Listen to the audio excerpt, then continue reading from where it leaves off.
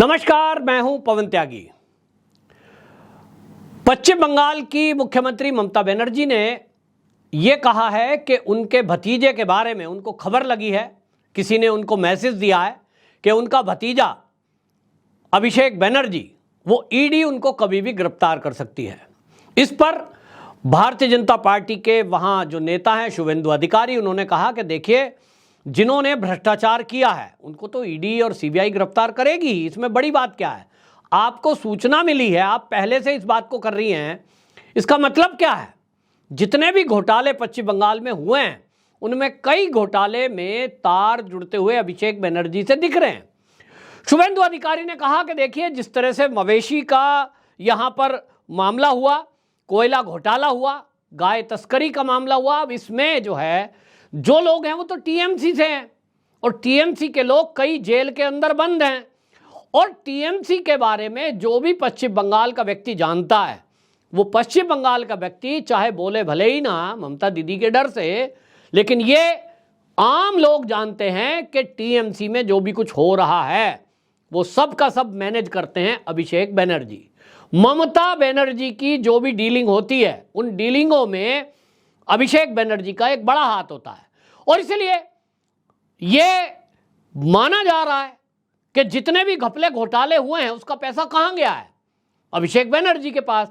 अब अभिषेक बनर्जी ये कह रहे हैं कि यदि मेरे खिलाफ कोई भी भ्रष्टाचार का मामला सबूत सामने आया तो ईडी सीबीआई को मेरे पास आने की जरूरत नहीं है, मैं फांसी के फंदे पे चढ़ जाऊंगा। और वो ये दावा कर रहे हैं कि ऐसा कहने वाला और दूसरा कोई नहीं मिलेगा इस देश में। वाकई में ये अभिषेक बनर्जी की बात से मैं भी सहमत हूं कि इस तरह की बात करने वाला कोई नहीं होगा जो ये कहेगा कि अगर मेरे खिलाफ ईडी या सीबीआई में कोई सबूत आए तो मैं फांसी पे चढ़ जाऊंगा। लेकिन हमने देखा कि आम आदमी पार्टी INDIA गठबंधन का हिस्सा है आजकल, जहां टीएमसी की ममता बनर्जी भी हैं, और उन्होंने देखिए क्या कहा था कि हम कट्टर ईमानदार पार्टी हैं, हमारी पार्टी में यदि कोई भ्रष्टाचारी आया करता हुआ पकड़ा गया हम खुद उसको सजा देंगे, और यदि भ्रष्टाचारी साबित हो जाता है तो हम ये करेंगे, ये करेंगे, ये करेंगे। उसके बाद होता यह है कि सत्येंद्र जैन जेल के अंदर बंद हैं, मनीष सिसोदिया जेल के अंदर बंद हैं, और अब दोनों लोगों के ऊपर जब ये केस चल रहा है, सत्येंद्र जैन जमानत पर बाहर आए हैं मेडिकल ग्राउंड पर किस तरह की चीज़ों को लेकर। अब आप समझ लीजिए कि जब अब बार बार बेल एप्लीकेशन रिजेक्ट हो रही है, और वो रिजेक्ट क्यों होती है, क्योंकि ईडी की तरफ से सबूत पेश किए गए हैं। अब कोई उनसे कहे कि भाई आप तो कह रहे थे कि भ्रष्टाचार के केस अगर हमारे खिलाफ हुए तो हम खुद उसको सजा देंगे और मैं इस्तीफा दे दूंगा, मैं पार्टी से इस्तीफा दे दूंगा। अभी क्या हुआ, आपने 2 मंत्री आपके जेल में गए, भ्रष्टाचार का केस सिद्ध नहीं हुआ तो आपने उनको मंत्रालय से क्यों हटाया। इसका मतलब तो आपकी भ्रष्टाचार वाली जो आप कह रहे थे हम तो भगत सिंह की औलाद हैं, मनीष सिसोदिया को कह रहे थे ये तो भगत सिंह का औलाद है, क्रांतिकारी हैं, इनको तो अवार्ड मिलना चाहिए, ये तो निकल गए भ्रष्टाचारी। अब तो आपने भी मान लिया, नहीं तो आप मंत्री पद से क्यों हटाया आपने इनको, सवाल है ना। लेकिन अब ये रंग बदलते हैं, अब कहते हैं नहीं नहीं, ये तो भारतीय जनता पार्टी के लोग जबरदस्ती ईडी सीबीआई का दुरुपयोग कर रहे हैं, ये तो हम पे झूठे आरोप लगा रहे हैं, बदल गए। तो अभिषेक बनर्जी जी, आप अपनी बात को याद रखना कि आज जो कह रहे हो कि अगर मेरे खिलाफ कोई केस दर्ज हुआ, मेरे खिलाफ यदि सबूत मिले तो मैं खुद फांसी पर झूल जाऊंगा। पहली बात तो यह है कि ईडी और सीबीआई जो जांच करती है वो फांसी पर नहीं चढ़ते। फांसी पर तो आजकल देखिए हमारे देश में कितने लोग हैं, एक आतंकवादी चढ़ा था कभी, मर्डर के केस में नहीं चढ़ते। तो आप जनता को मूर्ख बनाने की बात बंद करें। भ्रष्टाचार के केस में जेल जाते हैं और ईडी का जो कानून है उसके तहत प्रॉपर्टी जब्त की जाती है। हां, ये बात जरूर है कि यदि आपके खिलाफ सबूत मिले तो जेल तो जरूर जाओगे। और यह भी बात ठीक है कि ममता दीदी और आप जो ये चिल्ला रहे हैं कि बीजेपी दुरुपयोग कर रही है, बीजेपी दुरुपयोग कर रही है, भाई अगर आपके खिलाफ एक भी सबूत नहीं मिला तब फिर आप जेल में क्यों जाओगे। आप कोर्ट में जाओगे, कोर्ट में जज साहब देखेंगे, आपकी दलील सुनेंगे, और यदि उन्होंने देखा कि अभिषेक बनर्जी के खिलाफ तो कोई सबूत है नहीं, तो भ्रष्टाचार करने वाला चाहे झूठ बोल दे कि मैंने अभिषेक बनर्जी को पैसे दिए हैं। कोई बोल सकता है झूठ दबाव में आकर, लेकिन जज नहीं मानते। जज मांगते हैं सबूत, और सबूत अगर नहीं मिला तो अभिषेक बनर्जी जी आप पक्का रहिए, आपको कोई जेल में नहीं डाल सकता, मोदी भी नहीं डाल सकते। और इसलिए आप देखिए कि भाई ये तो जो है जब तक सबूत नहीं होंगे तब तक तो जेल जाने का सवाल ही नहीं उठता, और इसलिए निश्चिंत रहिए। लेकिन बात यह है कि जो पश्चिम बंगाल में हो रहा है, भाई पार्थ चटर्जी जेल के अंदर बंद है, मवेशी वाला घोटाले में एक बंद है, आपने खुद मंत्रालय से हटा दिया है, तो फिर इसमें घबराहट किस बात की है? ममता दीदी के ऊपर चाहे कोई बीजेपी वाले आरोप लगाएं, किसी भी तरह की कोई बात करें, उसका भी कोई मतलब नहीं है। तो ममता दीदी अगर ये कह रही हैं कि उनको किसी ने इन्फॉर्म किया है कि अभिषेक बनर्जी की गिरफ्तारी हो सकती है, तो भाई अगर मोदी जी और या अमित शाह दुरुपयोग कर रहे हैं ईडी सीबीआई का, तो भाई इसमें करने दीजिए, कोर्ट में सब न्याय मिल जाता है।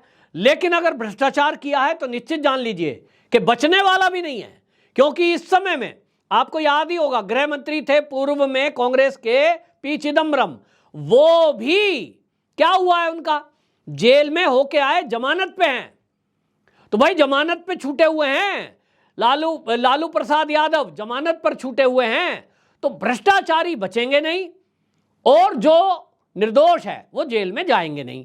अब इस सब चीजों को लेकर के ममता दीदी और ये जो चीजें चल रही हैं, उसका कारण आप समझिए, अपनी सफाई खुद देने में लग जाते हैं। और वो प्रदेश पश्चिम बंगाल जहां से हिंसा की आए दिन खबर आती है, उसको दबा दिया जाता है।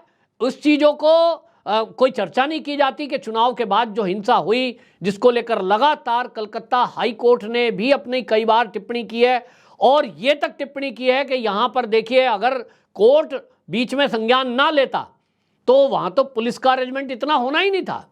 इसी तरह से ममता बनर्जी की जो इस समय चल रहा है, वहां पर एक अंदर अंदर उनके अंदर एक आक्रोश चल रहा है, और वो इसलिए है कि जो टीएमसी के लोग हैं, अब 2024 में चुनाव आ रहे हैं, 2024 के चुनाव में ये माना जा रहा है कि केंद्र सरकार जरूर कुछ ना कुछ ऐसा करेगी जिसके कारण निष्पक्ष रूप से वहां चुनाव हो सके, क्योंकि ज्यादातर लोग अब ये देख ही चुके हैं कि पश्चिम बंगाल में जितने भी चुनाव हुए हैं उसके पहले और बाद में जो हिंसा हुई है उसमें आम नागरिक बल्कि भारतीय जनता पार्टी के कार्यकर्ताओं के ऊपर हमले होते हैं। तो ये हमले करने का कारण क्या है? आप ये चाहते हैं कि एक छत्र राज आपका चलता रहे, यहां कोई वोट डालने के लिए दूसरी पार्टी का व्यक्ति आगे ना आए। लेकिन अब सवाल तो ये उठेगा कि INDIA गठबंधन में आप शामिल हुए हैं, वहां पर एक तरफ कांग्रेस खड़ी है, एक तरफ वामपंथी दल खड़े हैं, वहीं आप भी खड़े हो, तो कौन किसको कौन सी सीट छोड़ेगा? एक तो ये बात है। दूसरी बात, यहां पर भ्रष्टाचार के मामले में जिस तरह से आप ये कह रहे हैं कि साहब अभिषेक बनर्जी का कोई हाथ नहीं है, उसके खिलाफ ईडी सीबीआई दुरुपयोग करने की बात आप कर रही हैं, उस करने की जरूरत नहीं है, क्योंकि जो कुछ जिसने किया नहीं है उसको डर किस बात का है? आपको तो यह कहना चाहिए कि ईडी सीबीआई को अगर केंद्र दुरुपयोग कर भी रहा है, न्यायपालिका हमारे साथ खड़ी है। अगर आपने कलकत्ता हाई कोर्ट में कोई केस डाला है और वहां आपको लग रहा है कि आपको न्याय नहीं मिला, तो फिर सुप्रीम कोर्ट है, और सुप्रीम कोर्ट में तो आप देखें कि दूध का दूध पानी का पानी होता ही है। तो कुल मिलाकर ये बौखलाहट दिखाई दे रही है। वहीं दूसरी तरफ मैं बताऊं आपको कि इस समय पश्चिम बंगाल में स्थिति यह है कि भारतीय जनता पार्टी लगातार बढ़त बना रही है। बेशक मैं ये कह रहा हूं कि अभिषेक बनर्जी के खिलाफ कोई सबूत मिले या ना मिले, वो जेल जाएं या ना जाएं, वो दूसरी बात हो सकती है। हो सकता है ईडी और सीबीआई को उनके खिलाफ कोई सबूत ना मिले, लेकिन आम जनता में जो छवि है वो अभिषेक बनर्जी की क्या है?